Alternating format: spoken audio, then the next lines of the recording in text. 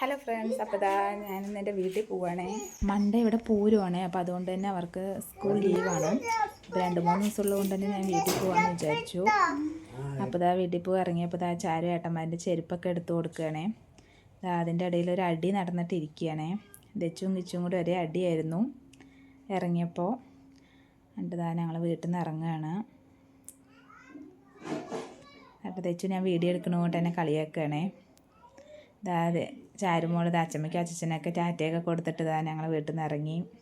അപ്പോൾ ഞങ്ങൾ ബസ്സിനാണ് പോകുന്നത്. അപ്പോൾ ബസ് സ്റ്റോപ്പിലേക്ക് നടക്കുകയാണ്. ചാരു ഹായ് പറ. അപ്പോൾ നമ്മൾ ബസ് സ്റ്റോപ്പ് എത്തിയേ.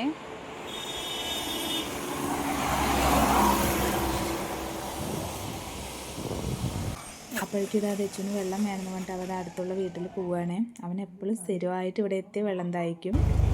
അങ്ങനെ ബസ് വന്നത്, ബസ്സിൽ കയറി. അവിടെ സ്ഥിരമായിട്ട് ഇരിക്കുന്ന സ്ഥലമാണിത്. ഞങ്ങളുടെ വീടിൻ്റെ അവിടെ എത്തി. സ്റ്റോപ്പിൽ നിന്ന് ഞങ്ങൾ ഓട്ടോയിലാണ് പോകുന്നത്. അല്ലെങ്കിൽ അമ്മ ഒന്നും വന്ന് നിൽക്കാറുണ്ടെന്ന്, അപ്പോൾ അമ്മ വന്നിട്ടില്ല. അപ്പോൾ ഞങ്ങളിത് ഓട്ടോയിൽ പോവുകയാണ്.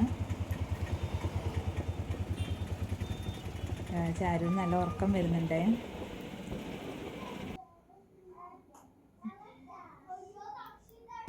അപ്പോൾ അങ്ങനെ ഞങ്ങളിതാ വീടെത്തി. ഞാൻ എത്തുമ്പോഴേക്കും പിള്ളേരൊക്കെ വന്ന് അവരിതാ സ്നാക്സൊക്കെ കഴിക്കാൻ തുടങ്ങി. വീടിൻ്റെ ഉള്ളിലേക്കൊന്നും കയറിയിട്ടില്ലേ. അങ്ങനെ അവരിവിടെ എത്തി സ്ഥിരമായിട്ട് ഫോൺ എടുക്കും, ഫോൺ കണ്ടുകൊണ്ടിരിക്കും. പിന്നെ എൻ്റെ ബ്രദർ വന്നിട്ടുണ്ട്. അപ്പോൾ പിള്ളേരൊക്കെ അവൻ്റെ അടുത്ത് വിശേഷങ്ങളൊക്കെ പറഞ്ഞിരിക്കുകയാണ്. ചാരു അവനെ കണ്ടിട്ട് പേടിച്ച് മാറിയിരിക്കുകയാണ്. അവൾക്ക് ഇങ്ങനെ ആണുങ്ങളുടെയൊന്നും പറ്റത്തില്ല. പിന്നെ ഞാൻ നേരെ ദോശയും ചിക്കൻ കറി ഉണ്ടായിരുന്നേ. അപ്പോൾ വേഗം അതെടുത്ത് കഴിച്ചു.